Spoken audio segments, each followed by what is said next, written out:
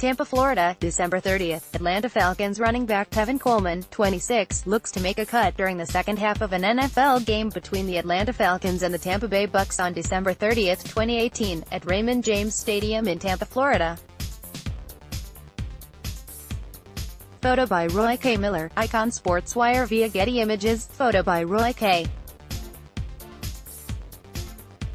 Miller, Icon Sportswire via Getty Images. Tevin Coleman, running back for the Atlanta Falcons, has reached the end of his rookie contract and is now a free agent.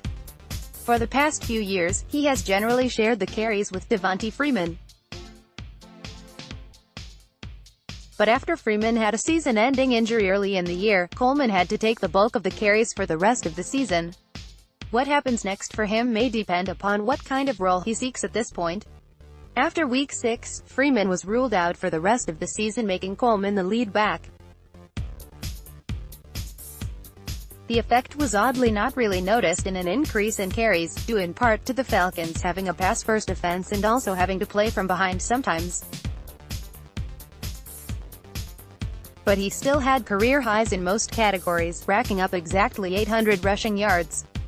He also had his first season of 1,000 yards from scrimmage and 9 total touchdowns. On one hand, he had a couple 100-yard rushing games despite not having a single game with 20 carries. On the other hand, he had a couple stinker stat lines in there too as the starter, 14 yards in one 2-week span. Looking at his receiving stats, since his rookie season he has always had 250 receiving yards, including one 400-yard season, and 11 career receiving touchdowns. It's possible that he may serve better as a receiving back than a lead halfback. The question now is what kind of role he may want. But in the right place, he'd be a good asset for a team to look at. Possible fits: if Coleman is okay with still being essentially a change of pace back, then returning to Atlanta would work pretty well, or if he just likes playing for them. Freeman and Coleman have been a good combo over the last few years. Now if he's looking for perhaps a bigger role, he may have to look elsewhere. One fit that could work out for him regardless is the Tampa Bay Buccaneers. Their running back situation is quite uncertain at the moment, as they still don't know if Ronald Jones will pan out or not.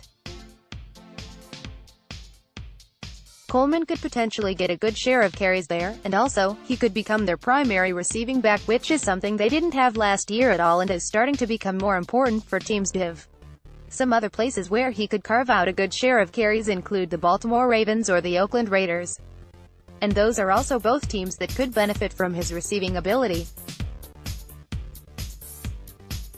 If he's still going to be a change of pace halfback but not in Atlanta, teams like the Miami Dolphins, New York Jets, and Houston Texans could all benefit from having him as an option on their roster.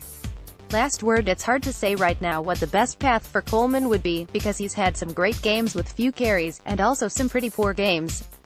If a team wants to invest in him as a lead back, they probably should not invest a huge amount of money in him in that pursuit. Whatever the case, whoever gets him needs to make sure they give him some looks in the passing game.